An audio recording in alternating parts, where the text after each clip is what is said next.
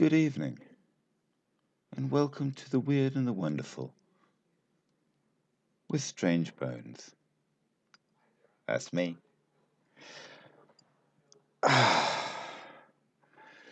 So we're going to wait for a few people to join in and see how we go. We've got a couple of things to chat about, some of which might be interesting, and some of which might not. So we'll wait and see what happens. Endless Thoughts has joined. Yay! Welcome, welcome, welcome, welcome. And Cabello and Billy Fenter. We got a heart already. Thank you so much for that. How are you doing, girl? Are you in fine and fabulous form? I really do hope you are. We got an interesting one tonight because we got a couple of things to quickly cover.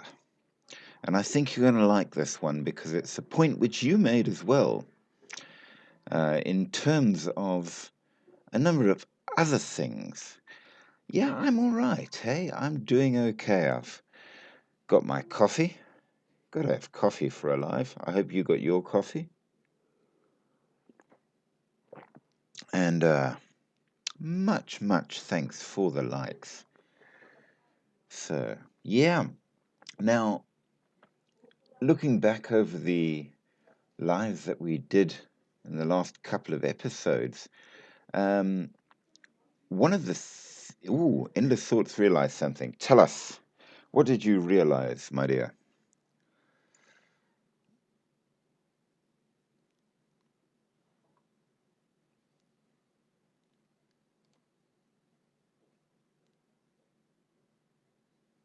Yes, you are. And indeed, we all are. And that is kind of one of the topics. So let's actually just get straight on in. Welcome to everybody. I do hope that you are ready for a good old chat. We've got a couple of interesting little things that need to be brought up and brought out. And interestingly enough, one of the topics that is fairly common in a number of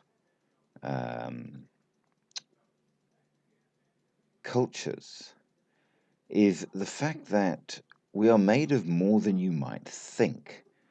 And as Endless Thoughts has pointed out, yes, indeed, magic is real, but we do kind of need to define exactly what it is we are talking about. Now, here is the thing. We all know that we are made of physical stuff, and that is very, very true. So,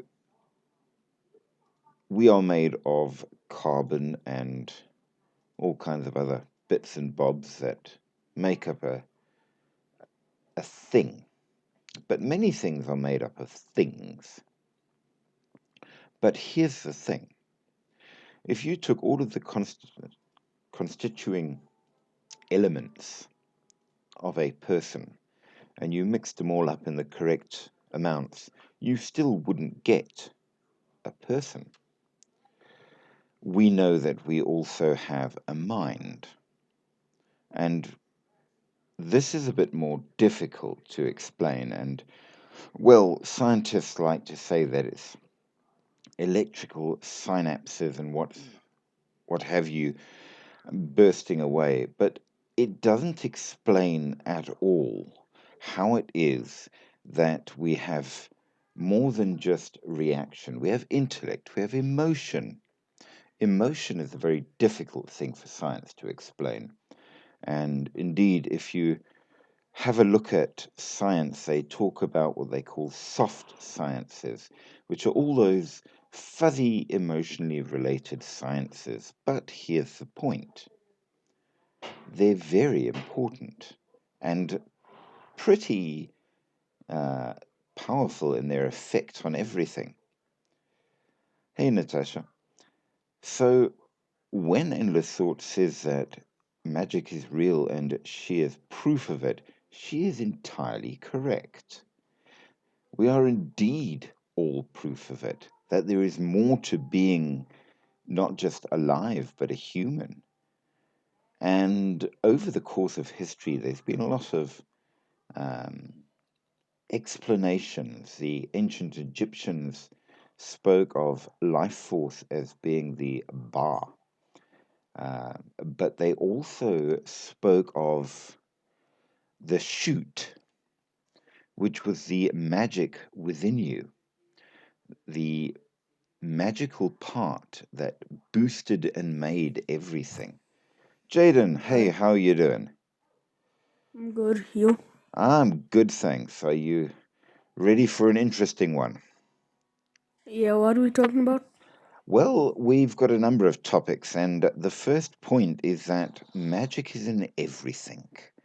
Magic exists, it is real, it is a force that allows us to be more than simply a thing, but to be alive and emotional. So, what are your thoughts? Where do emotions come from? Because surely they cannot be merely electrical impulses in the brain.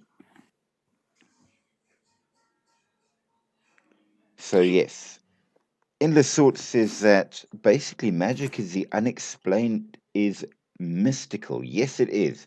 It's one of the best explanations, funnily enough, um, if you're into science fiction and Star Wars, the explanation that they actually give of the Force is pretty close to the old ancient Egyptian view of the shoot, the magical power then in. But I'm on two minds about that endless thoughts. Knowing the mechanics in won't seem like magic, I'm not sure that's true. Because what Wait, it so you're saying that the Egyptians use magic? Oh yes, all the time. Eh? In ancient Egypt, it was considered to be a part of everything, and it was a daily part of life. So they would explain it as I say, the shoot, the magic within a person. But everything had magic. It was what held the world together. So it was a normal part of life, and it's arguable whether or not knowing the mechanics of it would make it magical or not. But then I could take it the other way around. I mean, if you think about it, just something like electricity, we think we know how it works and all the rest of it, but it has some pretty amazing effects, which isn't that far from magic, is it? So maybe there is a lot more magic than we admit in the world. I will bring you back to the last live. I think, Jaden, you were also there when we were talking about how. Um, oh, yes, very much so, end of thoughts. The Egyptians do, in a certain sense, and in many other parts of the world. But now we were talking. There we go, so you can see it. That is a crystal.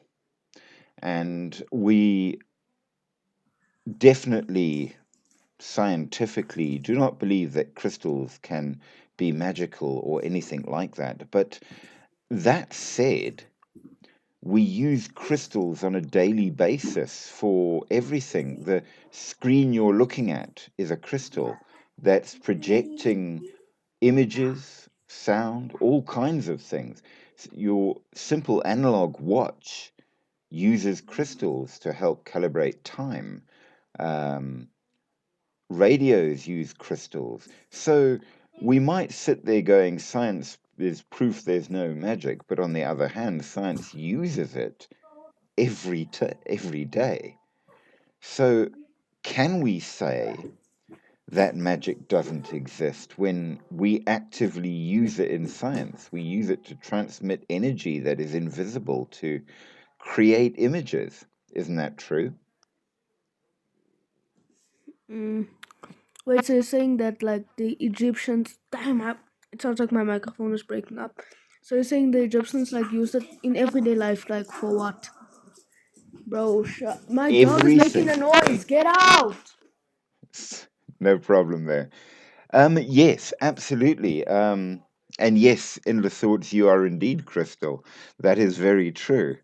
So, yes, and that's one of the other points that human beings are, in some respect, a conduit for this energy. And just about every culture around the world will tell you something more or less the same, that just like crystals, we are a conduit for magic. That this energy, this life force, which is so much more than just physical things, is what makes us alive. And so, in that sense, yes, we are crystals. And absolutely, we conduct magic. And for the Egyptians, yes, that was very much a thing. All the time, that's what we would have experienced, what people did. Even the simplest things involved magic. You made it on at last, my word. Endless thoughts. This is like a miracle happening. Welcome. Ah, that is awesome. We finally got Endless Thoughts actually onto the live. That is a truly wondrous thing. I'm very pleased. So, yes, now you can find similar effects. Um, no problem there, my friend. Jaden, you have a fantastic, fantastic evening. Um, Glad you could be on briefly. Not a problem at all. Come back if you can. But yes, if we go back, you will find among the original warlocks in the Nordic tradition. I know in the modern Wicca, warlocks are supposed to be bad, but actually, if you take it from the other source, they were not the warloga of the Anglo-Saxons. Um, no problem there. You go grab that, and definitely coffee. 2 minutes it is. You will find that among the Vadloka, the spirit singers, they would consider themselves to be a conduit for the energy that allowed this um, ability that we call magic. So, absolutely, this is a truth in every way. We also know that in varying other particular groups, they speak of the well, they call it different names, the energy of the world or whatever. The Native Americans absolutely would speak of it, and they believed it was a thing that you had to keep uh, fit and healthy just the way you did your physical body. Um, Hence their constant use of things like um, gatherings, the dances, the sweat lodges, and more. I mean, all of these things are used worldwide to focus. We know in India, the whole point of meditation and all of that is to use the 8 styles of yoga to purify your body so that you can conduct this energy better. So, by and large, worldwide magic is a very real thing that is very much a part of us. And we give it different names. And as I was saying, the idea of the Force in Star Wars, if you look at the official explanation of it, they talk of how it permeates all things, it moves all things, it's the energy that makes the world more than what it is. And that is a basis that implies that there is a great deal more to pretty much everything. So, yeah, absolutely. Riley, hey, welcome, welcome.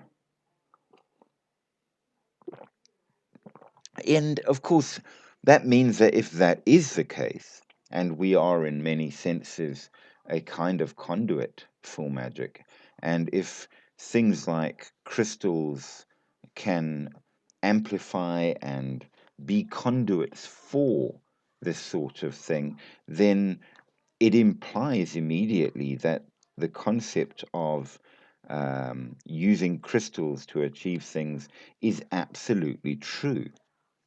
It means that we can uh, affect things.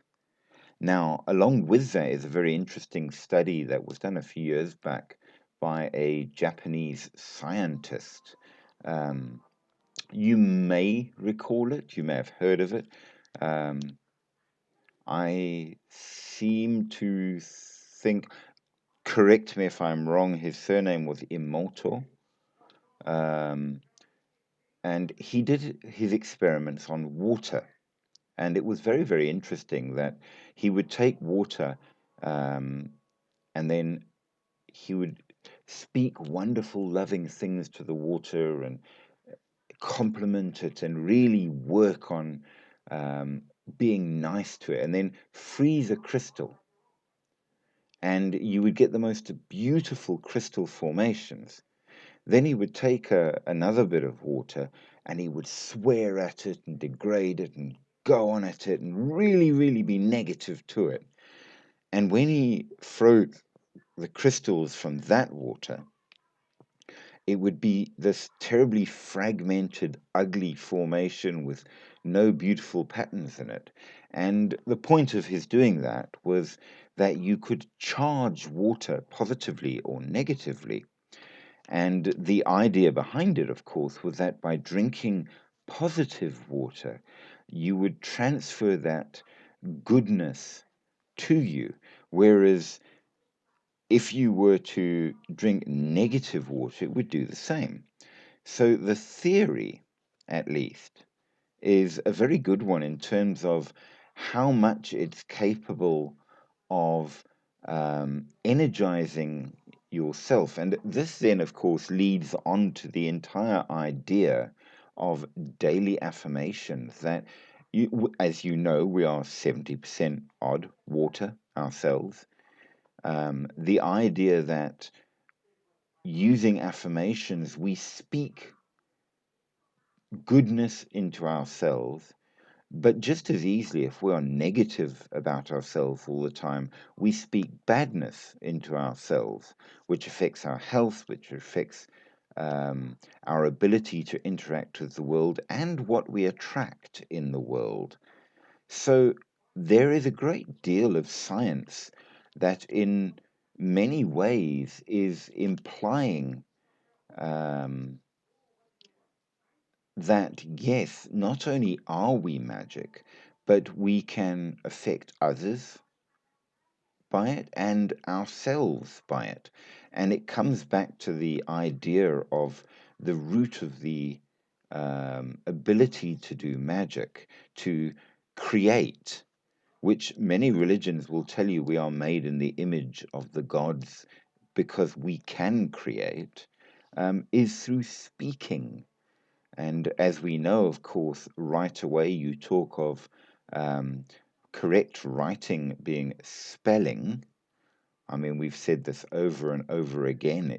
It implies that your words are power. And it's very, very important. Jean Paul, how are you doing? I hope you are having a great evening. Welcome. Thank you for the likes. But yes, it implies that we are and can do magic in some ways. Dante, thank you so much for the likes. I appreciate that greatly. Um, so we do need to keep in mind that we do seem, in a great many ways, all the time, to use magic all the time. And yes, we are, in fact, made of magic, as Endless Thoughts has said. That is what we are. And it implies then that the possibilities that we have within the world are way, way more than you can possibly imagine. That if only we could find a way to um, consciously manifest that, uh, and of course, a great many people say that they have and can, and maybe they have, then we could actually shape our reality and others' reality, which might be the entire point in that regard. So, absolutely, this is a very critical topic in many ways. I mean, the whole point of my doing this live has been the examination of the paranormal, the supernatural, and the strange. And it seems that there is a lot more that simple science, as most of us know it, which is physical science, simply doesn't explain properly. I mean, I was watching a very interesting um, video that this guy was doing. He's trying to communicate with ghosts. It's one of the TikToks. You've probably seen it.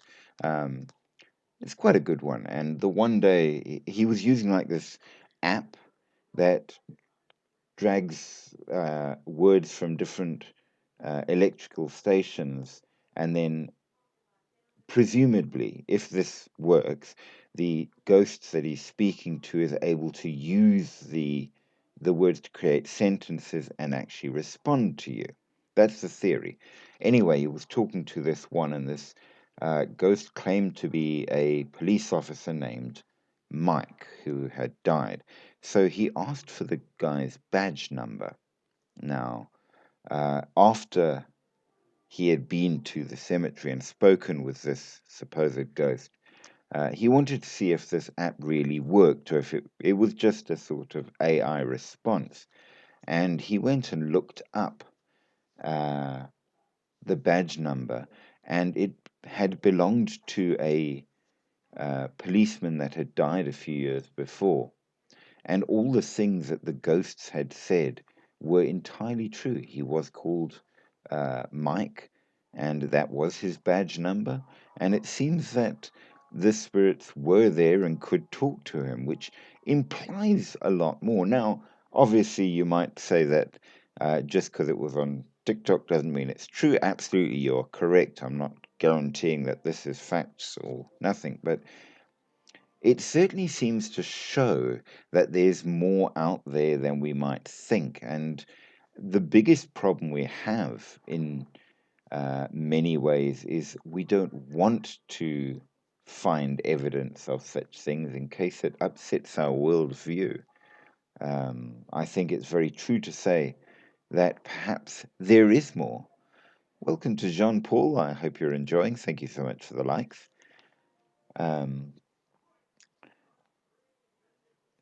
and thank you, Endless Thoughts, for that very fine rose. I do appreciate.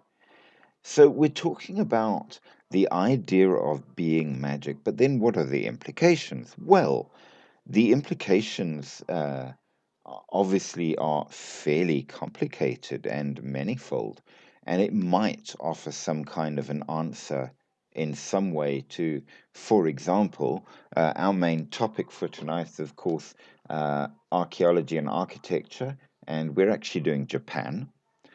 But one of the big questions was how did they manage to move those huge, many tonned stone blocks to build the pyramids, dragging them over sand?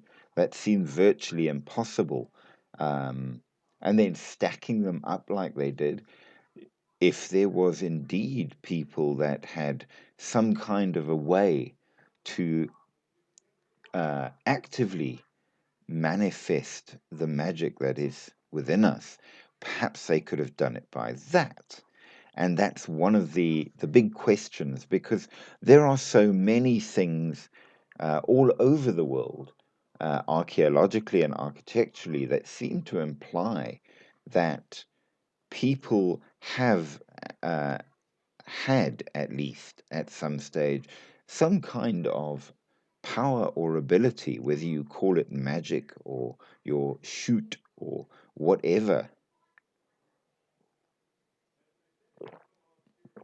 So it's a definite question. Now, of course, the other one which came up, which was one again which we discussed when we talked about the pyramids of Egypt, which are the well known pyramids, as opposed to all the other ones which we are discussing, because tonight we are doing Japan's archaeology and architecture, which is very interesting just in and of itself, but they too have pyramids. Uh, Theirs is off the coast underwater, but it's there. And again, we have to ask what the hell, why, where did it come from? But the other possibility that was brought up is were there giants? Now, of course, most people will tell you straight away, no, of course not, don't be silly. And as we well know, NP, um, there should be evidence if there were. But NP, welcome. How you doing? You like little kids, bro, you weirdo. Why? Because you're liking my message. And I sent you little kids and you got hard from it. Yeah, nah, sorry, that's not appropriate. Goodbye.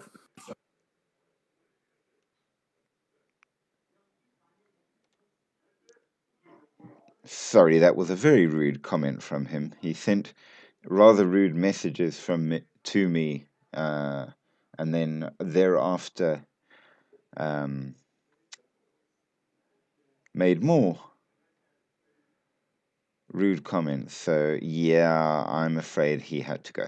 I will not allow discussions like that on my live. We do not talk about such nastiness. Remember, everybody. Only going to use the term magic for the unexplained. Everything else would be explained with science or chemistry or even engineering. Well, it could. It could. But Because I have life. Yo. yes, yo, how are you doing? How old are you? How old am I? Old enough. So, as Hello? Hello? hello, Hello? hello. Hello? How's your day been, sir? It has been good, thank you. Sir, I think you're looking very sexy right now. Okay, so Hello, beta. it seems that tonight we have a number of people wanting to be a bit disruptive, so we're going to get rid of them. Sorry about that, guys. So, Endless Swords, you were saying that there are lots of ways to explain a lot of things, and that's absolutely true, but magic can explain a number of them. But what about the giants? Now, if we're going to posit any giants, we're going to have to explain a certain amount of where they supposedly come from and who has said that there may have been. Well, interestingly enough, quite a lot of people. There are legends of giants in Egypt, yes, in Greece, yes, in Africa, in a number of the cultures and countries here, yes, and of course in the Middle East, very much so, and even in certain of the, well, we call it myths and legends. Because it's pre-recorded history, but in Europe, all over Britain, yes, and possibly even in the Americas. So it seems that people have thought there were giants of varying sizes. And I want to pull up a couple of things that I found out about. Um, one which I find very interesting because, by and large, one of the uh, important things that we say is part of our fundamental understanding of the world is through our religion. Now, we know that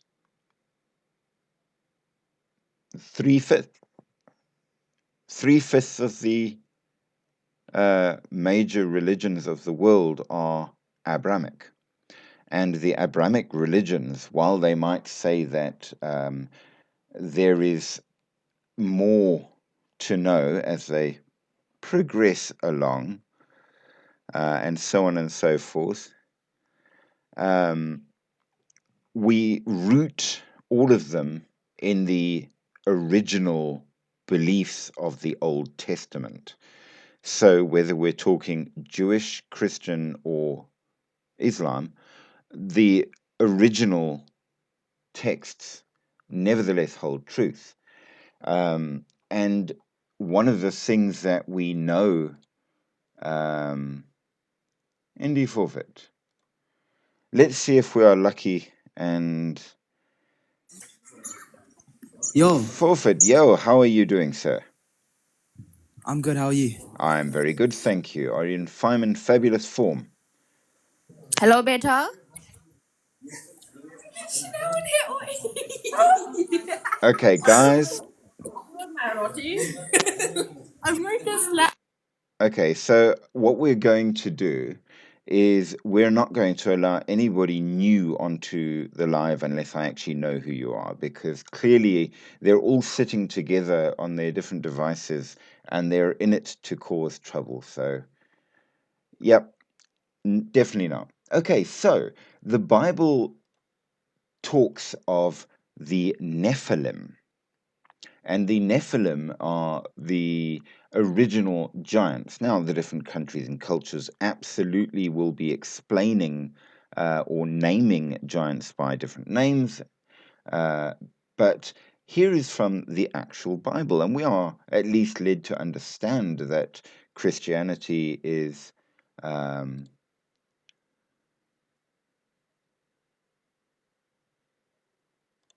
supposedly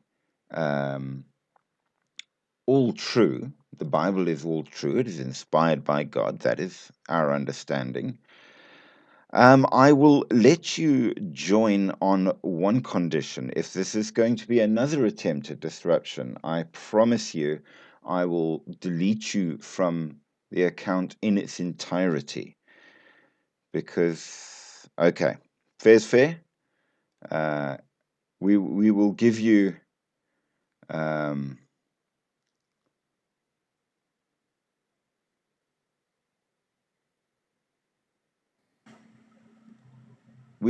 one chance. Just to go back to the giants. Yes. Have they ever discovered bones of these giants that you are talking about? Well, that's arguable because some people say yes, Yo, and strange bones. yes, welcome. Go suck a fat cocky ugly cunt. And there you have it.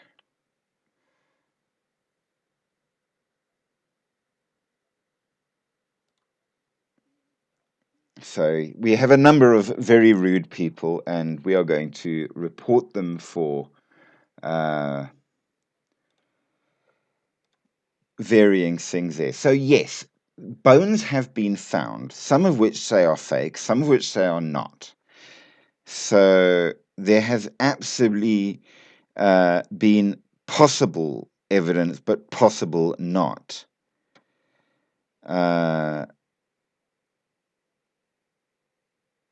So arguable. Now, according to this, you've got different versions, apparently. We know in the Bible they spoke of David and Goliath. Goliath was supposed to be a giant, a descendant of the Nephilim. Okay. He was a giant warrior from Gath, a city associated, however, with Anakim. So who were the Anakim then? So the Anakim were people that lived in Canaan that were in general considered to be descendants of the Nephilim. So he was an Anakite, insofar as that makes any clarification for any of us. But he could also have been something slightly different. But now they say that he was famously depicted as a giant, known for their immense size. Now, how much size? Well, 18 cubits, which is about 140 feet, which is pretty damn big. It could have been exaggeration for the narrative and grown over time, as it were, excuse the pun. But he was said at least to be a very large person. And we know that in a number of the old stories at least, the Israelites indeed did encounter more than one giant and struggled against them, which might be important. Now, the other lineage which he could have come from is a Rephite, which is a different giant lineage than the Nephilim. So we're going to have to now look into both of those and see what that might tell us. Now, modern views is that he could have been somebody affected with gigantism, and it could be attributed to this pituitary disorder. Now, in all fairness, I have met somebody with a pituitary disorder. He is, well, he was. I understand it gives you a very short life,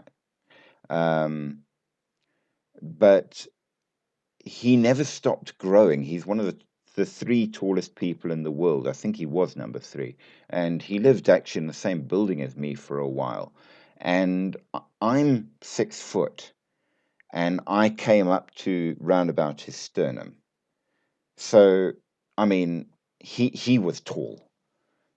Would that count as a giant? Well, it was pretty damn big. So there is that at least. So how big we are talking about is definitely going to matter. Now, the Rephaim is a race of tall, mighty people mentioned in the Hebrew Bible, sometimes associated with the giants who lived in ancient Canaan. The term may also have other meanings as well. It's not entirely certain. They're mentioned in several of the Old Testament books and were considered a group of people that eventually were overcome in battle by the Israelites. These ones were considered to be between 7 to 10 feet tall. That's pretty damn big. It's giant enough for me, given that back in those days, at least, people were a lot shorter. You might not realize it. 4 to 5 feet was fairly common for people back in the day. It's only much later that people got a lot taller. So 6 feet in history would be very unusual, whereas it's fairly common in these days, which leads me to wonder why. I'm sure there's a strong scientific reason for that.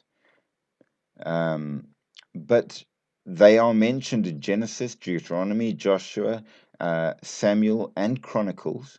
So several of the books speak of the giants.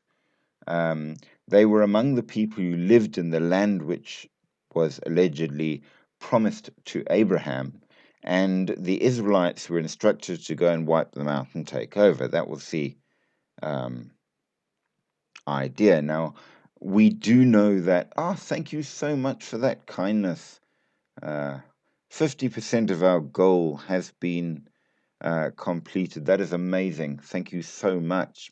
All the likes, shares, and subscribes makes all of this wondrous.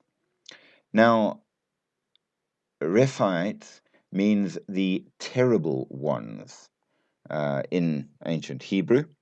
And I suppose if somebody was twice your size, that would be pretty terrifying to meet in combat. I mean, if you imagined yourself to be, the biggest man of your village, and you were 5 feet tall and suitably muscular, and you come around a corner and there's somebody 10 foot tall, I mean, it would make you stop a moment in that regard. We have Elon Musk asking to join, and I am afraid that I've offered too many people a chance thus far, and having them swear and more is not acceptable, and so I'm not going to let more people join the live if I don't know your name or your person exactly. Not tonight. So now there have been various other ideas of what the Rephites might have been.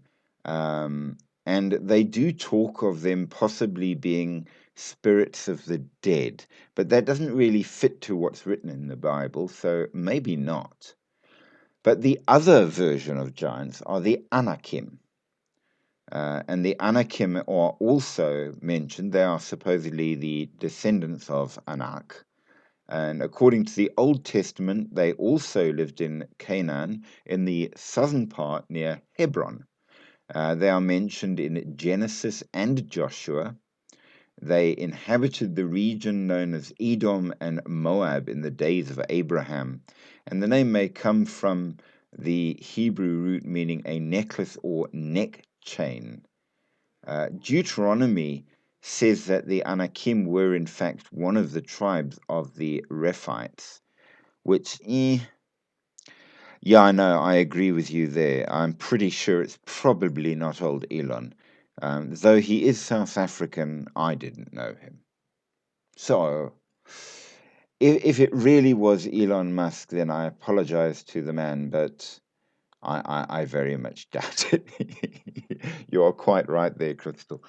Nevertheless, so we know that 10 of the 12 spies that were sent into the land to check out the territory by the Israelites came back speaking of their formidable appearance that filled them with terror. The Israelites seem to have identified them with the Nephilim of Genesis and Numbers, but two faithful spies, Caleb and Joshua, do not verify the report, making it questionable as whether or not we should believe the others. But then again, that's arguable, I suppose. Joshua finally expelled the Anakim from the land, which doesn't track because he was one of the ones who didn't report on them. So that doesn't make sense. Maybe he just didn't think it necessary to explain that they were huge. Except some did escape and found refuge in the Philistine cities of Gaza, Gath, and Ashdod, as reported in Joshua. Yes, Gaza was a city back then, very, very, very long ago. So, old city, still in the news today.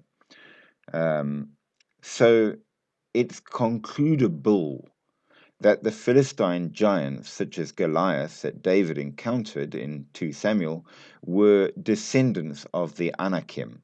The Septuagint translation of Jeremiah refers to the descendants of the Anakim mourning after the destruction of Gaza.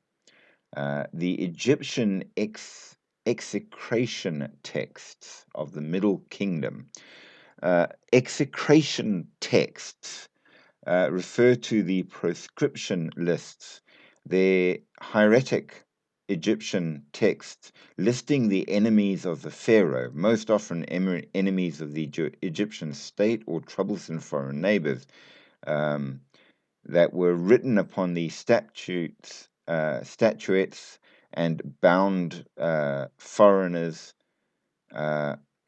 Statuettes of bound foreigners. Remember, the Egyptians used magic all the time, and if you were a foreigner, in order to keep you from doing things, they would bind an image of you to make sure that you stayed your side.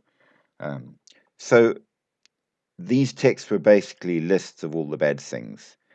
Hey, placeholder, welcome back. So absolutely, there are texts referring to the giants, and we know that among the lists of enemies of the Egyptians, so separate to the Jewish texts. Yeah, awesome. Yes, absolutely. The Egyptians also talk about these giants, and they speak of the Lianak, or the people of Anak, 3 rulers of them being Erum, Abiyamimu, and Akirun. So apparently everybody knew about these giants that lived around Canaan, They were in no way a surprise to anybody. It's only nowadays that we have an issue as to why or how could there be giants or such. Apparently, in older days, they say absolutely. We know that cyclopses in Greek from the Odyssey were giants. The Jotun of Norse mythology are giants. The Israelites speak of giants in a number of things. So lots of cultures speak of them fairly commonly. They lived all over the place there. The famous King Og of Bashan, who was defeated by the Israelites, was considered to be the last of the Raphaim. His legendary iron bed, which was 14 feet long and 6 feet wide, was still found in the town of Rabbah for many years. So, at least historically, giants are a standard thing. They were known, they were seen. So, the good question is then, why don't we have more of these giants out there? Which is a fair question. Why haven't we found the bones? Maybe we haven't dug in the right places. I've got a couple of so-called occasions where people say that they have found bones of giants, but they are very quickly then explained away. So maybe and maybe not. Mark Hendricks does ask, and I seem to recall Mark is an okay fellow. We shall try it, but should it go bad, then we won't bother trying again. So let's see how things go. So, have we ever found giants in modern time, or giant bones? Which is really the big question, is it not? The great giants that were spoken of in the Bible are definitely exaggerated a little bit. I don't think that 140 meters would be quite likely. That's 300 cubits, but it might be a translation error. They spoke of them with grandeur and stature, but then if the 14 feet was sort of the top height, that would make a lot more sense. And let's face it, if you're about 5 foot tall, 14 feet is hellishly giant enough. Now, we know in the Quran, the people of Ad, who the Prophet Hud declares to be Jabarin, which might be similar, does also refer to giants, but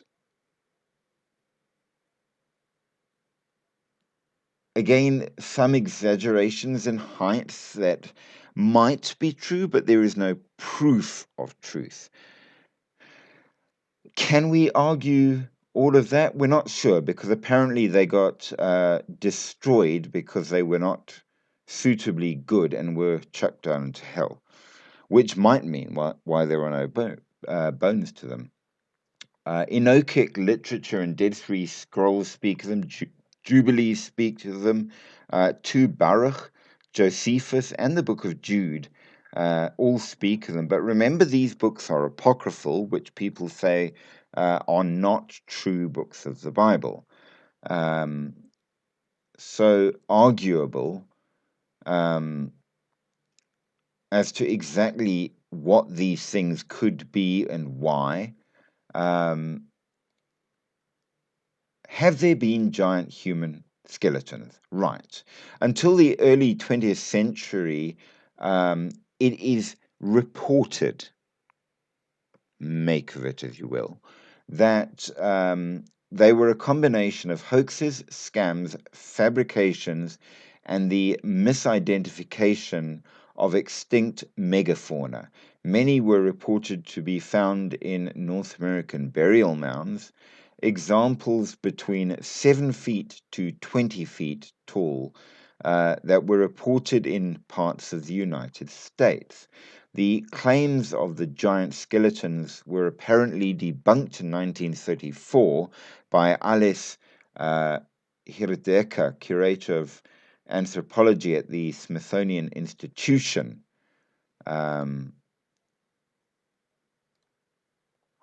Which may or may not tell you something in that regard.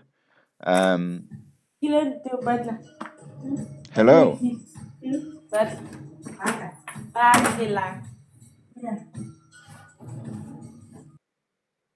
We got some noise going in the background there. But yes, there seems to be that. They say that the mound builders that they were supposed to be were a conspiracy theory.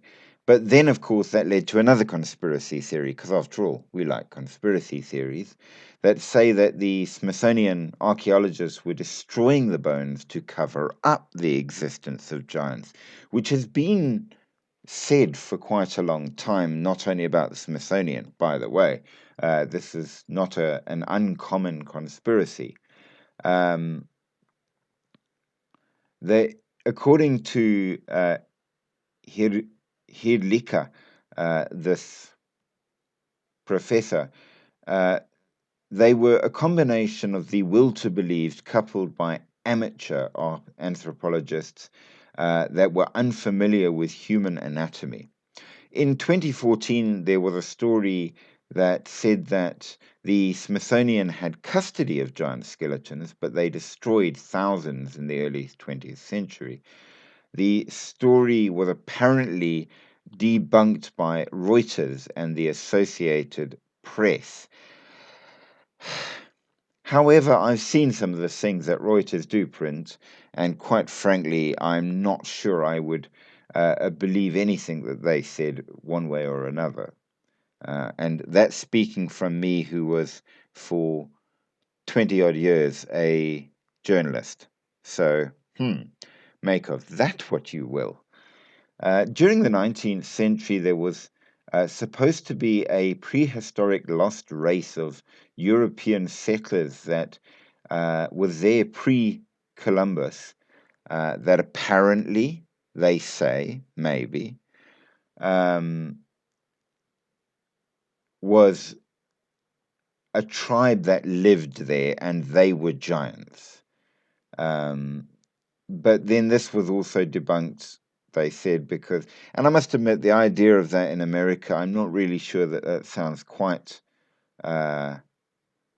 certain, but it was based on the voyages, apparently, of the Welsh prince Madoc. And they say that this supposedly occurred back in the day. How true can that be? Debatable. But we have stories from all over, not just America, of there being giants and skeletons found. And many of them, they say, no, it can't be, that these things were impossible, and every time something was found, it was immediately proved not to be true. I don't know.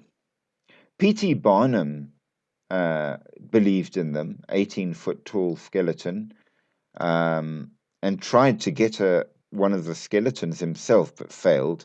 If you don't know who P.T. Barnum is, you better look him up, because he was quite an interesting fellow.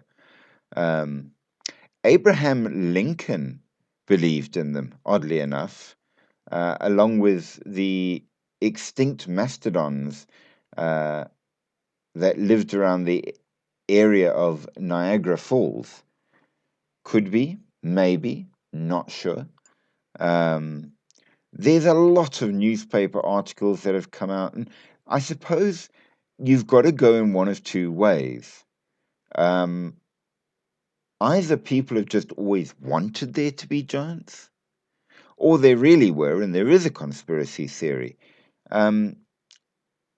It seems that there hasn't been a lot to prove it. Now, there were the Castelnau bones, 3 bone fragments, a humerus, a tibia, and a midshaft of a femoral, discovered by Georges Vacher de Leponge in 1890 in a Bronze Age burial mound that could go back to round about the Neolithic times. And they were thought to have been human bones or humanoid bones in that particular way. But then in 2022, they decided it was more likely to be a cave bear and all of that. Now, here's the thing. It's a standard accepted fact, okay, and you can check me out on this. It is fact that modern animals are smaller than their ancestors, and animals of the past were indeed much bigger. And this is absolutely true. When we talk of wolves today, and believe me, wolves are a lot bigger than you think. They are bigger than dogs in many cases. But the dire wolf is absolutely a real thing that no longer exists, but it did. And they were huge, 2 to 3 times as big as a modern wolf. Saber-toothed tigers, absolutely, Crystal, you're quite correct. Saber-toothed tigers were said to be about 3 to 4 times as big as a modern tiger. And if you've ever actually stood next to a real tiger, I have, believe me, they're big enough to make your knees go very weak. They are not small, and they are the small version. So the idea of that is terrifying. I have seen a mammoth skeleton, and I mean, I've been around African elephants. I used to live down the road from the Thule Elephant Park on the north coast, and African elephants make Indian elephants look small. You know, I mean, they are big, and when they get aggressive, believe me, you would want to run. But mammoth bones, if the mammoth was as big as those bones, let me tell you, they make African elephants look small. So animals are absolutely giant. So why is it so impossible to believe that humans couldn't be? It seems illogical. Now, that said, in 1984, the anthropologist Shelley Brooks examined the Reid collection, an assemblage of skeletons unearthed in Nevada by John Reid in the early 1900s, that was said to contain an individual that measured 9'6". That's 2.9 meters tall. But he said he couldn't find that skeleton in the collection. So it seems that they lost it, which either they really did, or it was stolen by the government and the conspiracy is true, or it's true that there never were the bones in the first place.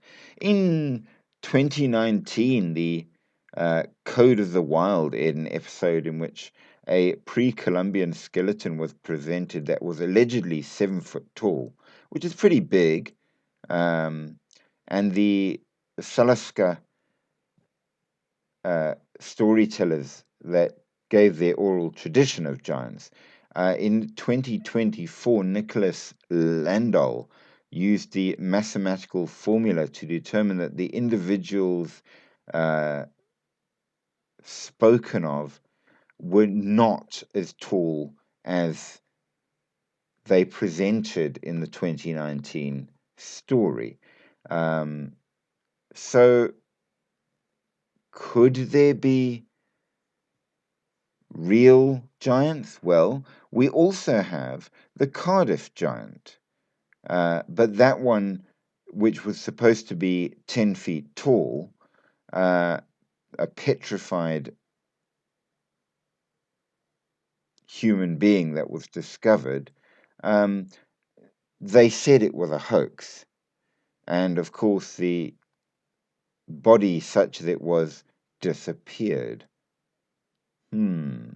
So, can we say that there were giants? Not sure. It's a fair question. The stories of history say absolutely anything between 7 and 10 feet. That's the story, which is not unreasonable. Science says no. But from giants and the building thereof, we are, of course, talking about buildings. And tonight we are supposed to be doing Japan. And in Japan, there are a number of interesting things, not the least of which is a thing called the Yonaguni Monument, which is a rock formation off the coast of Yonaguni Island, discovered in the 1980s. And some say, such as Masaki Kimura, that it was a man-made city with stepped monoliths or pyramids.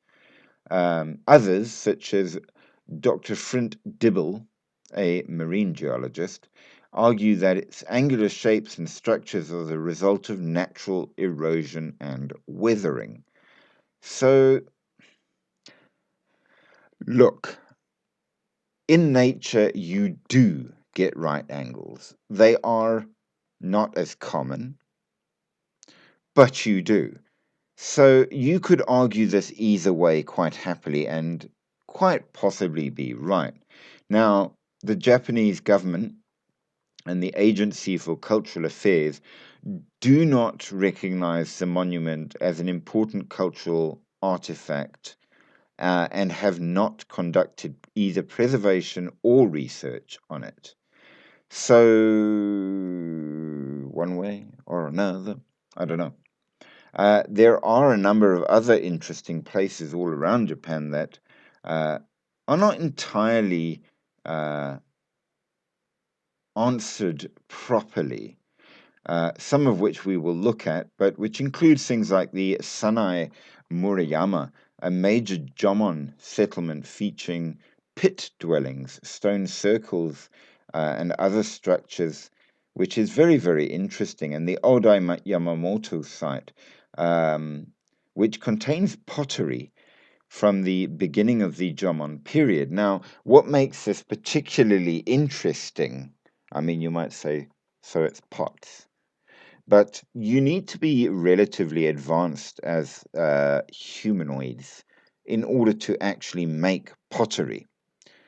You're not just straight out the tree, as it were, assuming that you do believe that we evolved from apes. But these ones are 13,000 BC, which makes them some of the oldest known pottery fragments in the world, and implies that human beings were putting shit together and doing stuff in at least a semi-civilized way way earlier than we ever thought. Now, there is also a number of interesting, weird architecture. And the next one I'm mentioning not because it's paranormal, but because in many ways it's so incredibly sad. So, there is Nagoro Village. It is a real place in Japan where all of the young people, because it's such a small village, left to the big city to make a living. And the older people, well, they were old and they slowly started passing away, as old people eventually do. And so a couple of the inhabitants started putting up scarecrows, shall we call them, or dolls, um, to replace the human population, set around the village in varying everyday, ordinary poses. And as more and more of the oldsters passed on, it's become that there are hundreds of these dolls and virtually no real people. But the village is there. And now you have this strange and very sad village of dolls. And it was entirely done to try to keep community alive when there just wasn't any people for community. And I think that's incredibly sad, but sort of beautiful in a way. So it deserves a mention as weird and kind of wonderful. I don't know, what do you think?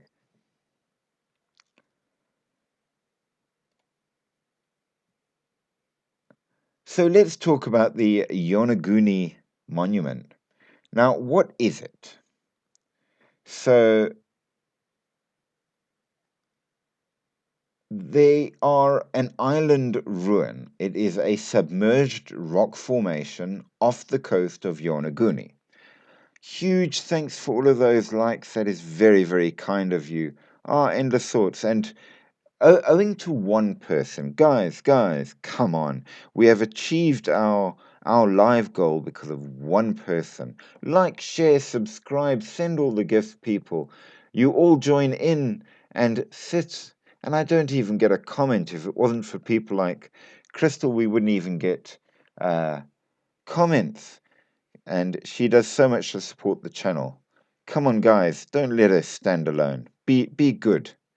And show some love and some respect to her as well. Huge thanks to Endless Thoughts for her great, great kindness.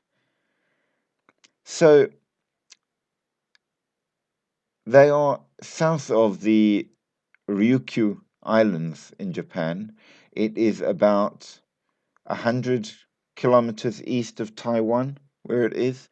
They are apparently stepped pyramids. But everybody else says no, that's pseudo-archaeological and not true. Not even the Okinawa prefecture, that is the one sort of there, says that they are that. They were discovered because it's a popular diving location during winter, because it has a huge population of hammerhead sharks.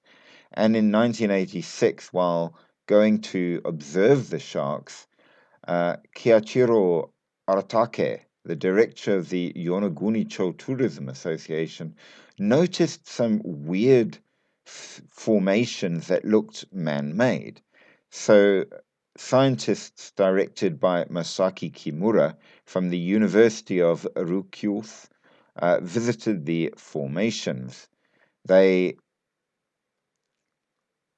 are medium to fine sandstone and mudstone of the lower Miocene.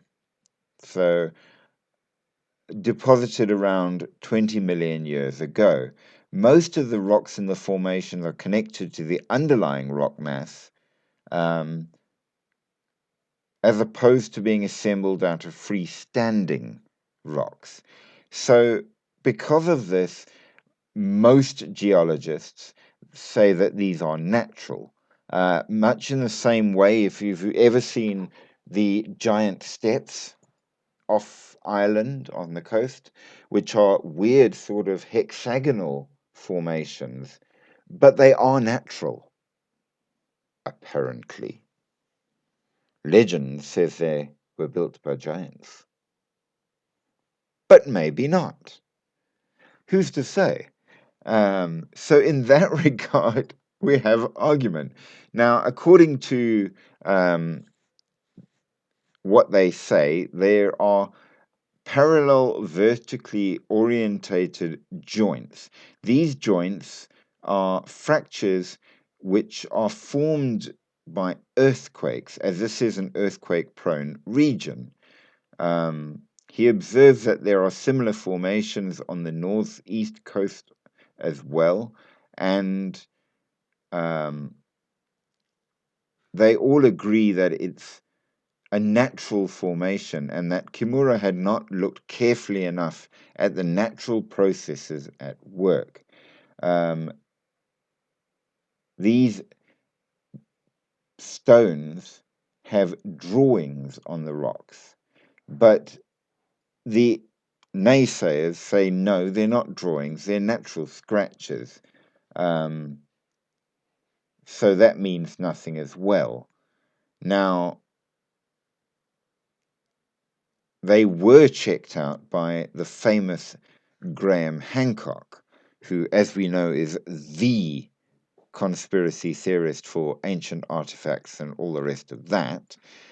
So they say, even he said it's probably natural. Maybe. In 2019, they did a topographical analysis of the island using digital elevation and geological field investigations into strata and topography of all these geosites. Now we're using big words, children. And they said that though they might look like an artificial construction, it's entirely natural. So they've kept saying no, it is not. However, here's the conspiracy, because we got to have that as well. Kimura first believed that this was at least 10,000 years old, dating to a time when this would have been above water, probably true, and summarized that this may be the remnant of the mythical lost continent of Mu.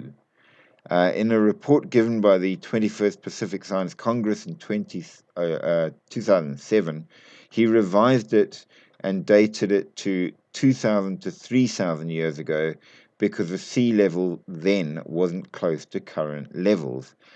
He suggested that after construction, tectonic activity submerged the site, and he believes that he can identify a pyramid, castles, roads, monuments, and a stadium that are the remnants of the Yamatai culture, a Sino-Japanese term for the ancient country in Japan during the Yayoi period.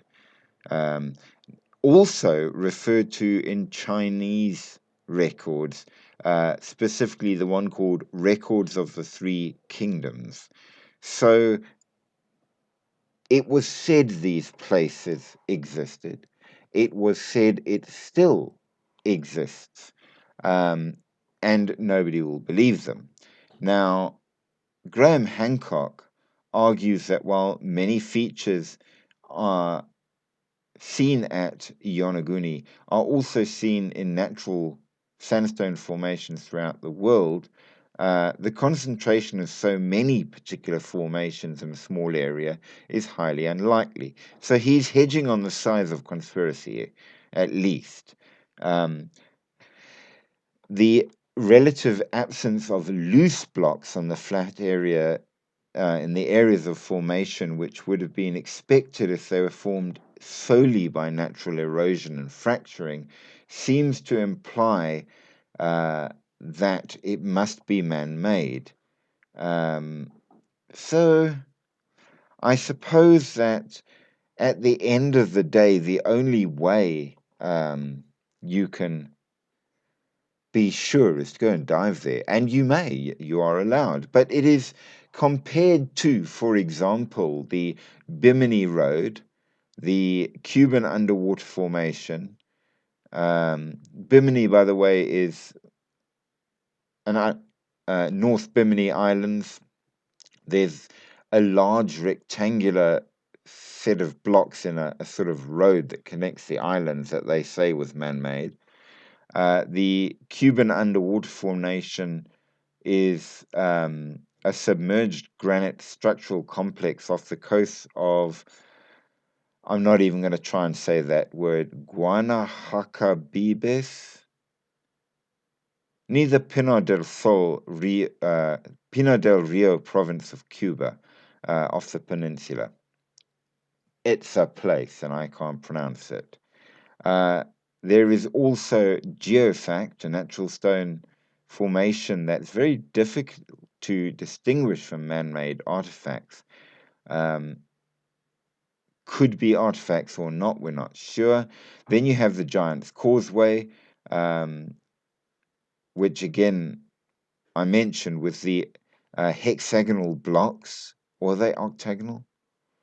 They're basalt columns that interlink, and there's about 40,000 of them, part of the North Atlantic Igneous Province of County Antrim in Northern Ireland, which are said to have been made by giants, but they say it's natural. Of course they say it's natural. And there are several other such things that people kind of are on the fence about back and forth and are arguing, and there are conspiracy theories. We will try to get some if we can, but this Japanese place is one of them and has pyramids. But it's not being researched, allegedly.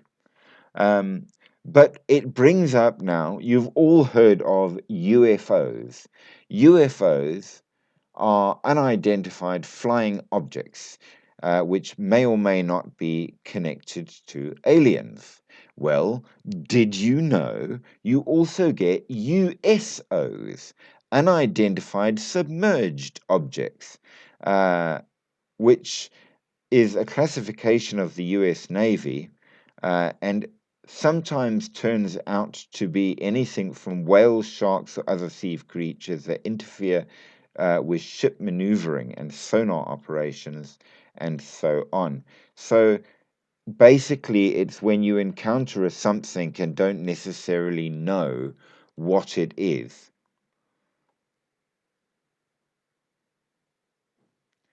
Fendi wants to join the live. I'm afraid.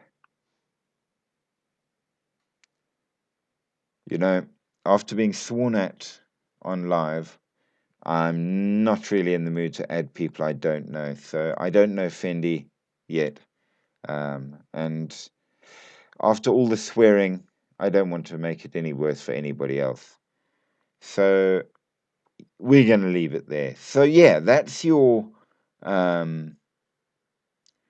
concept of the idea of pyramids in Japan. There are no pyramids on the surface in Japan, I'm afraid. But as I say, we've got the Scarecrow Village as an interesting take on Japanese weird. We have now got possible pyramids, which is weird enough. I'm good with weird. We've also got a few other interesting places which may or may not be real. There's an interesting place that is possibly weird. So, as you know, Japan is not what you would call a big country. And the problem that the Japanese have is that space is an absolute premium.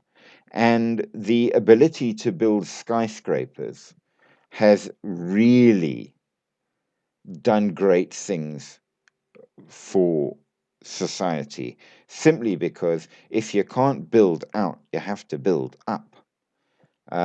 So, yeah, but they are great ones for repurposing areas.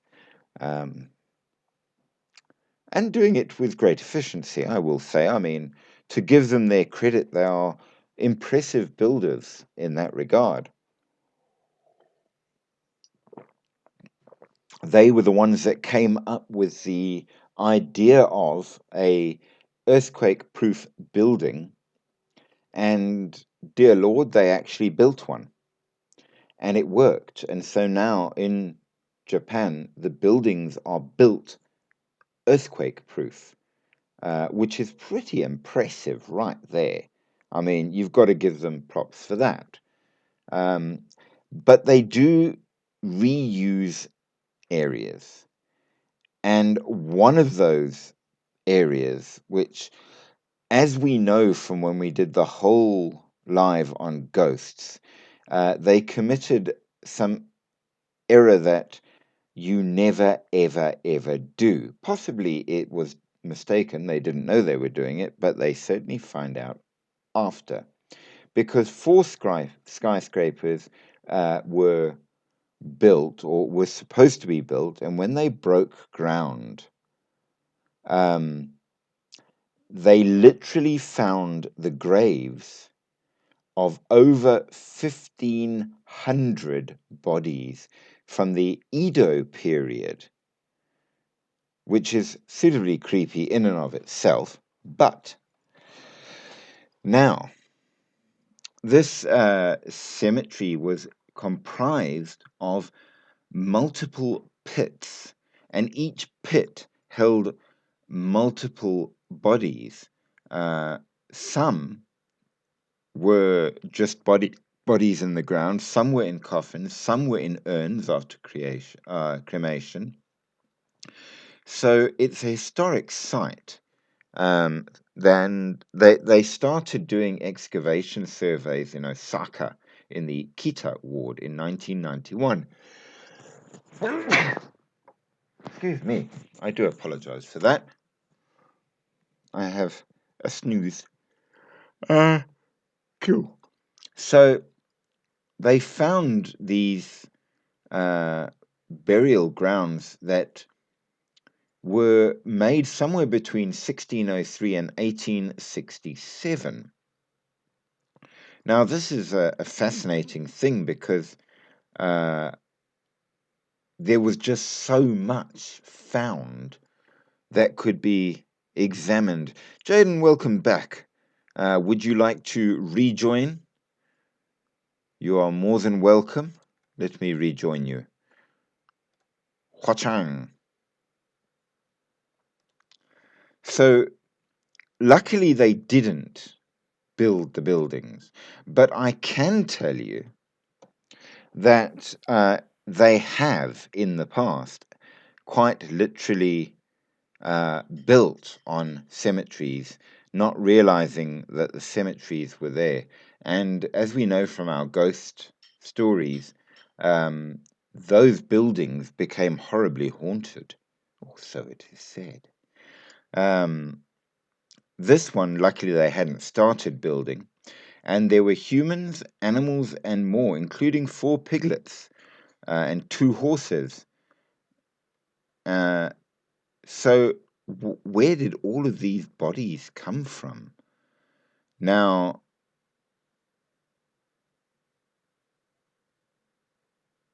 it seems that this is one of a number of 7 historic Osaka cemeteries, and I know where a number of the others are, but this one they only found recently. Now, they wanted the 4 skyscrapers built. They cannot be built until all the remains are gathered up and removed, of course, in proper fashion and with due reverence. What's very, very interesting is that most of the burials in the northern part, especially, had no personal belongings at all. Now, those buried without personal belongings were also found buried together, multiple bodies in each spot. And it seems then that these people must have died during an epidemic. Does anybody know Kishni? No.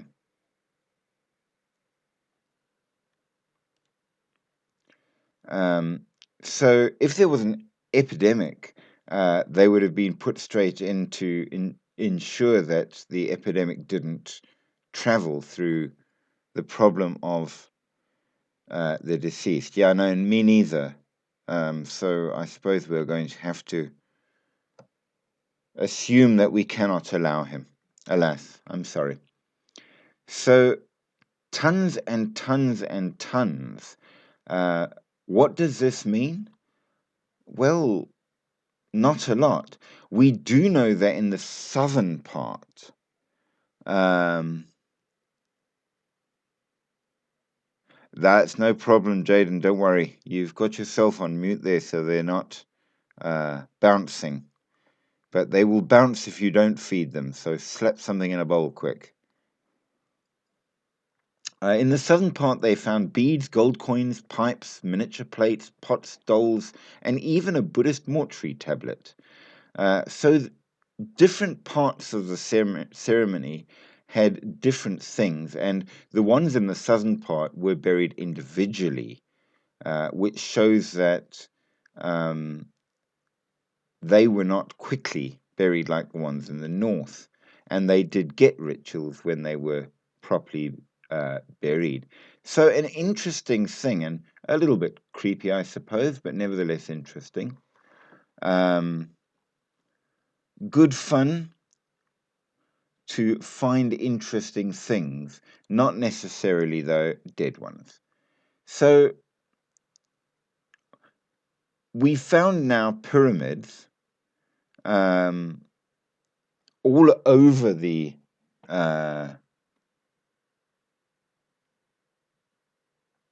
world. We know that the pyramid in this case is quite a big one.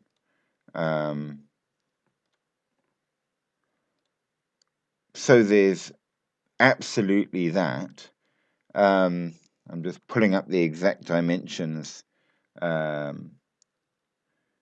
And they are at least 2,000 years old. Could be older, we're not sure. So 25 meters tall. That's big enough. It's bigger than many of the pyramids in many places around. So there's that. We absolutely can say that at least. So not small. Are they real or are they just a natural thing? So difficult. Now, we do know in argument 4. Joining you now, give me a sec. There you go, sir. We do know that it's not impossible. We do know that the district that this is named after has got formations on it. We know that it's a very, very old area in that regard. So it's possible. That's absolutely true. We know that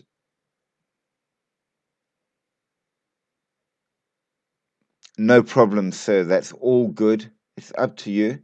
But you know you're always welcome. And if you can't, we understand. Have an awesome evening. We are carrying on regardless for now. So chuck a comment if you feel the need. So according to Kimura, there are quarry marks on the stone, rudimentary characters etched into carved faces, and so on, rocks sculpted into the likenesses of animals.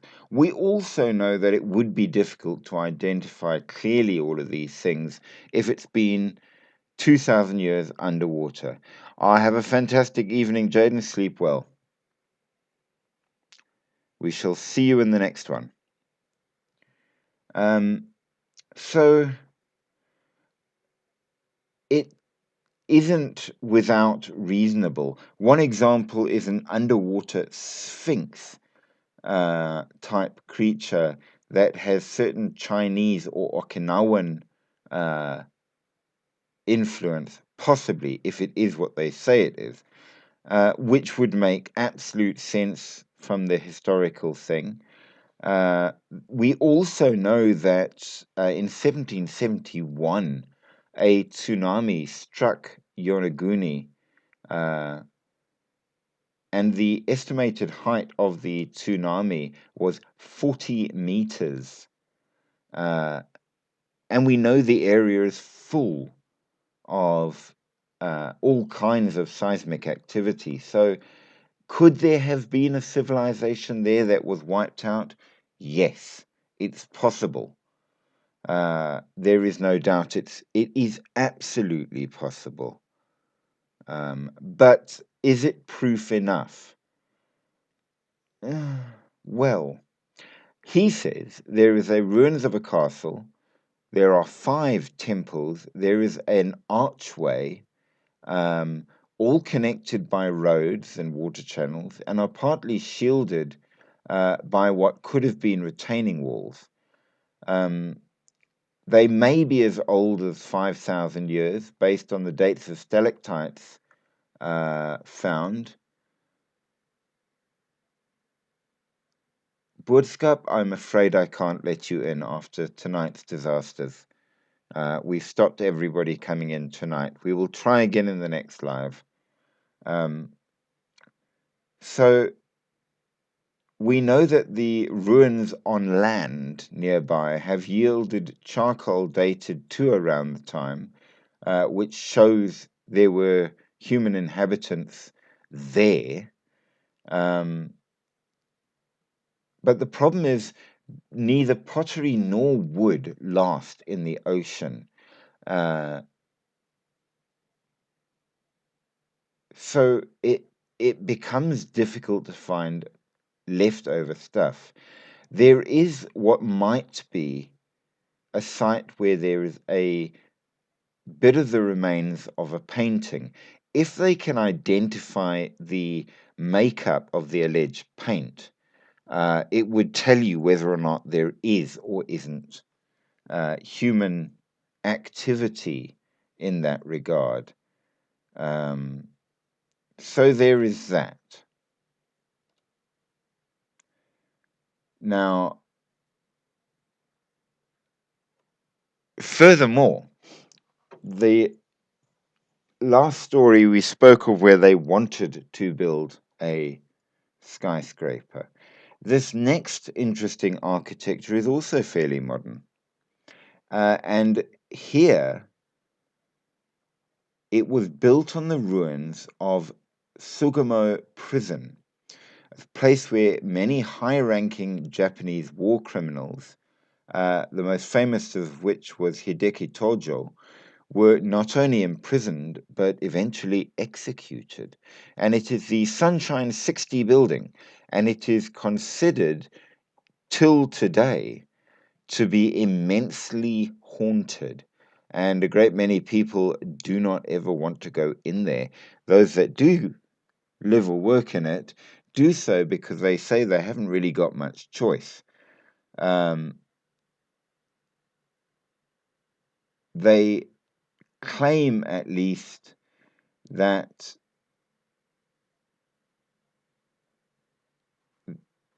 there are things that happen in there that they are afraid of what has been seen and more. Now, there's a lot of skepticism, obviously, and there's a lot of comments about it that, especially Reddit's got a ton of comments as to what may or may not be in there, but it seems that the ancient stories are not the only ones that speak of strange mysteries and powers. It seems that modern Japan is as much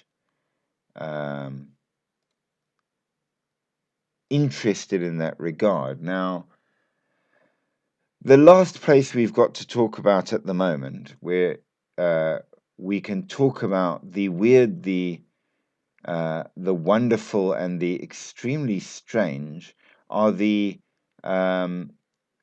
Tonkararin tunnels. So, within the mountains in Japan, you will find the Tonkararin tunnels, a ruin that dates back to the 5th or 6th century of Imperial Japan, but nobody is really certain. Now, even the locals argue as to why this tunnel system was built. Some theorize that it was a Shinto ritual that connected to the nearby Eta Funagama tomb. Others say that it's a kind of agricultural or travel route created by Korean immigrants. There are even adherents to the theory that it's a hideaway of the ancient goddess Amaterasu. So it seems that everybody has their own decision of what these tunnels are and what they are for. Now,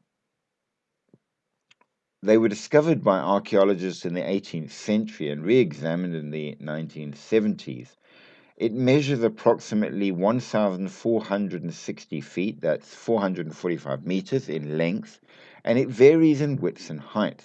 At its tallest, it's 13 feet or 4 meters high, and in some areas it narrows to crawling height.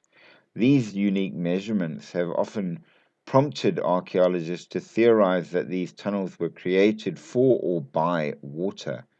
That would lead to the Kofun tombs nearby. At first glance, it appears to be the logical theory, but it runs along the slope of the mountain, and you can walk the distance to the Kofun tombs within 5 or 10 minutes without needing much effort. The natural fissure would have created uniquely shaped waterways which would be easy to use for ancient people. However, closer inspections say that this theory doesn't work. The tunnels have a clean, human-made design. Rectangular entrance leads to a staircase sloping inwards. The moss-covered stone likely took great strength and effort to carve into. Some fissures of the tunnels might have been affected by water and maybe even wind erosion, but the rest are clearly carved by hand and with great care. It winds through the darkness in varying widths and heights, and they've lasted for thousands of years. But why and for what reason? So we have theories, but nobody really knows, except that they were done in the Yayoi period, which is very, very, very early in Japanese history. So around 300 BC to 300 AD, where there was big changes in Japan, including the idea of wet rice cultivation that came in. People of the civilization lived in thatched huts and semi-subterranean houses. It brought dolmens to the forefront of funerary practices. There were table-shaped burial motifs that changed over time, and they merged with the idea that had preceded them of burial pits and such. And it brought quite a few changes to the way things were done in Japan. And this culture utilized moats for many purposes. So the fissure within the mountain could have inspired the residents. Now, this developed into all kinds of strange tombs and things that were inspired by foreign influence in a number of ways. And it shows up in the artwork and the pottery. We know that Japan has got some amazing pottery as well. And along with that, we find evidence of the Kofun period from around the 6th century, which were reminiscent of new kingdoms in Egypt. The Kufun burial mounds contain painted walls, large sarcophagi, burial goods of bronze mirrors, swords, horse trappings, and quite beautiful sculptures, personal ornaments, and clay vessels. So there was a certain amount of imperialism and Shinto beliefs, and the unification of statehood and religion led to a connection amongst the different villages in Japan. And one idea was that the unified archipelago of Japan was the Amaterasu, uh, the goddess. It was unified under this deity, and a number of these beliefs included the goddess hiding in a rock cave, and that would have been very significant to the people. And as a result, they believed that these tunnels might have been done in honor of the goddess, which is fair.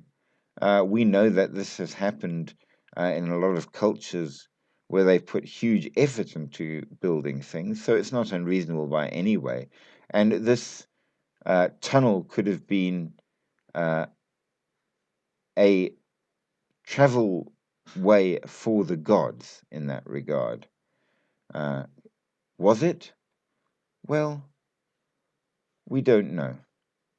There's a lot that can be said, there's a lot that is guessed, but really and truly, we don't know.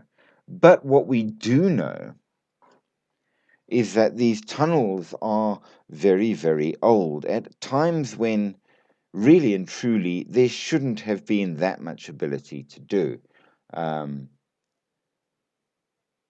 And it's an interesting thing because it brings us full circle, not to the giants, but back to Crystal's original thought of that we are magic and we can go and do such things as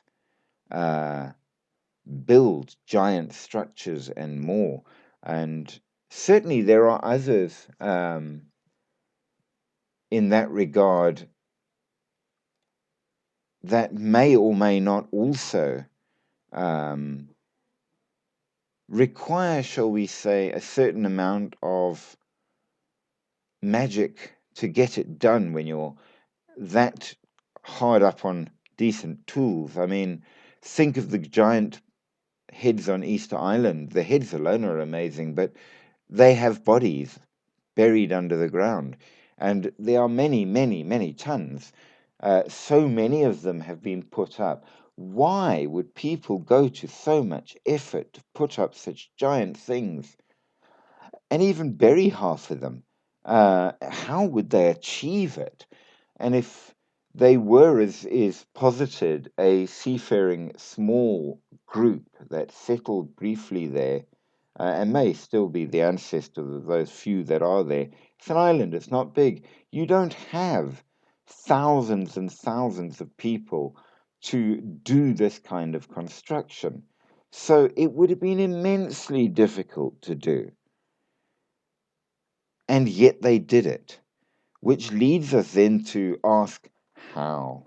And it seems that sooner or later, either we have to posit that they had far more technology far earlier than we realize, or we have to posit that they had magic, or indeed they were magic. So this then is going to have to be something else we are going to need to discuss and look at. And if any of you have any knowledge of it, I would certainly invite you to join in and comment or join the lives, as long as you maintain the one rule of the channel, which was forgotten by a couple tonight. And the one rule is quite simple, that don't be rude. We don't allow rudeness. You don't have to agree. You don't have to disagree. You can have your opinion, but you have to be respectful.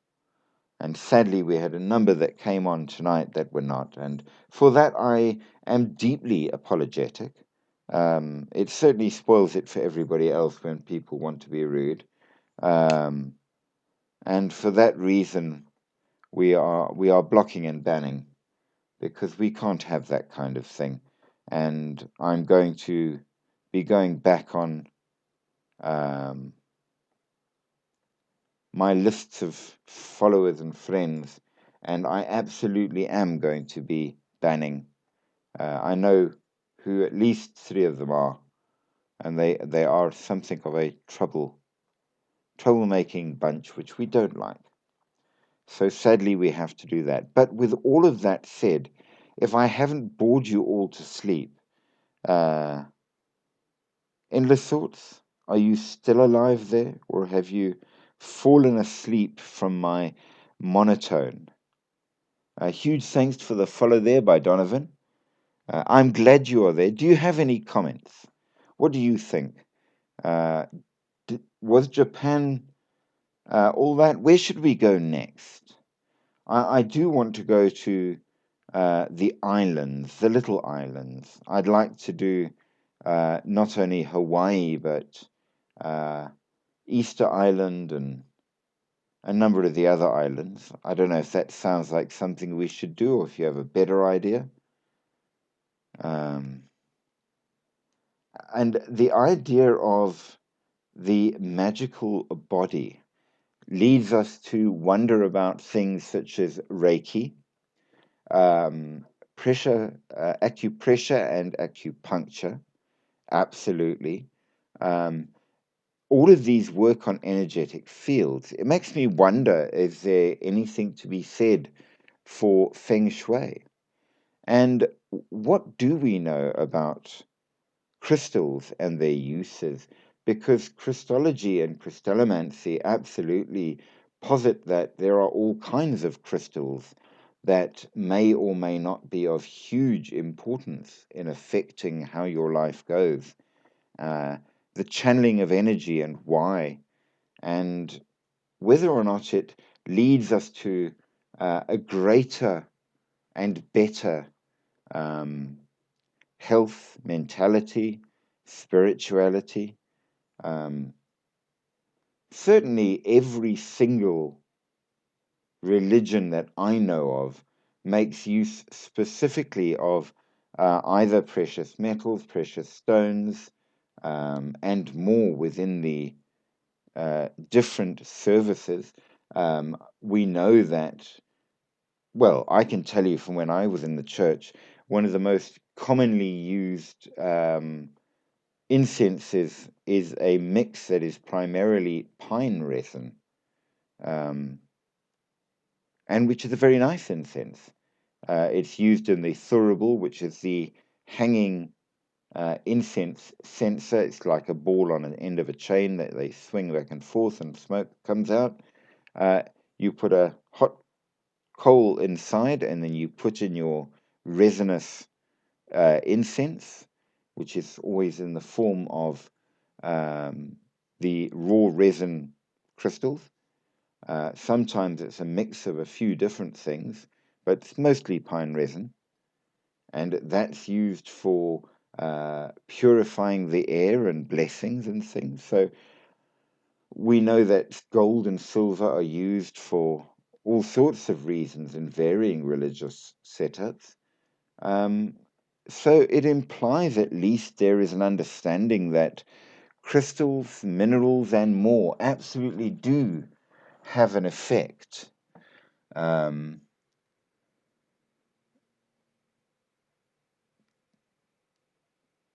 Shakira Chara too. Thank you for the follow.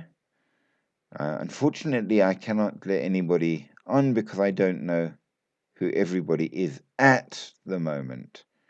And we are establishing a little bit of clarity there because sadly, as we know. So, yes, we have that to go on.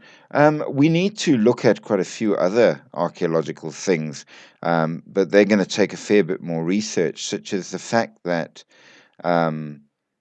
depictions of cell phones, laptops, found encased in rock, uh, tools and things that could never have come from the times when they would have had to have been there to become encased in rock. Watches, cell phones, depictions in Egyptian hieroglyphs of people using laptops is one of my favorites, which implies that either there was a great deal of technology that somehow we've missed, um, perhaps the old stories uh, of the great world destructive events are actually true, and civilization got to a point of great technology and all the rest of it, and then there was a major destructive incident and wiped out 99% of humanity, and we had to start all over again and slowly got back up to civilized, and then presumably it's going to happen again, according to, if you believe things like the Mayan calendar, and then we will start all over again. We want to talk about how come humans did exist at the same time as dinosaurs, but that seems to be denied. There's a lot of things in that regard that we absolutely do need to answer to. So please give me your thoughts. Absolutely do give me any further places or things you would like looked at. Um, we we still haven't managed to get to Göbekli Tepe. We will. Um, yes, do that. Sweet dreams to you, my dear. Have an absolutely fantastic sleep. Thank you so much for being with us on this live and for all the very generous gifts. I hope that you have the best dreams in the world. Sleep sweet and deep. Good night, good night. And Emperor's Son, good evening. We have people coming in, people going out, people coming in, people going out. But yes, absolutely. Emperor's Son, welcome, my good friend. I hope that you are in fine and fabulous form. You're up late. You're not usually up this late. Are you well? I haven't seen you for a while, except briefly, of course. I hope everything is going well with you. We were discussing the pyramids of Japan. Yes, I'm doing very well, thank you. Japan's got some interesting archaeology and architecture, and of course, we had a very good in depth discussion on whether or not there were giants. And science definitely says no, but all the ancient mythologies and most modern religions say yes, there were, and describe them in quite some detail. So the Quran does, the Torah does, quite a few of the books of the Bible do, as well as a number of other countries and cultures. What do you think? Do you think that there were giants in history? Science confusingly says that there was megafauna. In other words, all kinds of animals were huge back in the day and aren't now. All kinds of plants were huge back in the day and aren't now, but humans never were, ever. Okay. Maybe they know better than us. I don't know. All I can tell you is that it wouldn't shock me in the slightest. I mean, I'm not sure that I would believe in 100 feet tall, but the general consensus is that they were between 7 and 10 feet tall at a time when the majority of people around the world were around 5 foot tall. And if that's the case, it's very reasonable. I mean, 10 foot compared to 5 foot is a massive difference. So Yeah, absolutely. I don't recall off the top of my head if Hindu mythology speaks of giants. I don't recall it. But yes, absolutely, the Muslim scriptures do. Um, they don't talk about it in the New Testament, but they don't go into much history. And if the Old Testament is to be believed, they wiped them out long before it became a time for the New Testament. But as Jesus said, he did not come to abolish the old ways or truths, but to fulfill them. So if they're in part of the Torah and the Old Testament books, then they're part of Christianity and are supposed to be believed. That's how it goes. So there's that. We've got legends all over the world, as we said, the Jotun and more, and the giants in the mythology of the American Indians.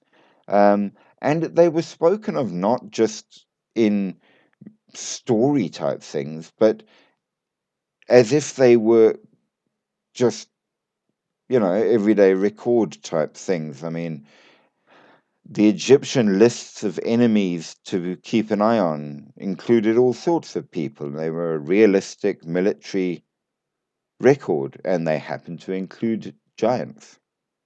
So, and indeed, the same giants that were referred to as living in Canaan in the Jewish records. So, yep, they were big, they were dangerous, they were warlike, according to the Egyptians and the Jews. So, make of that what you will. Almost all cultures seem to agree that in history the giants were violent and warlike. It's a standard in every manner and form. So maybe they were, and maybe they did have to be fought until they were wiped out because it was that bad. Maybe they did help build the pyramids around the world. Who's to say? It's very difficult to give any certainty to that kind of thing. Um, and as I say, the major conspiracy going around is that they were all there, they're absolutely real, and it was a giant cover up to hide the fact of their existence by the varying archaeological groups for reasons that I have not yet established. I will try and find out.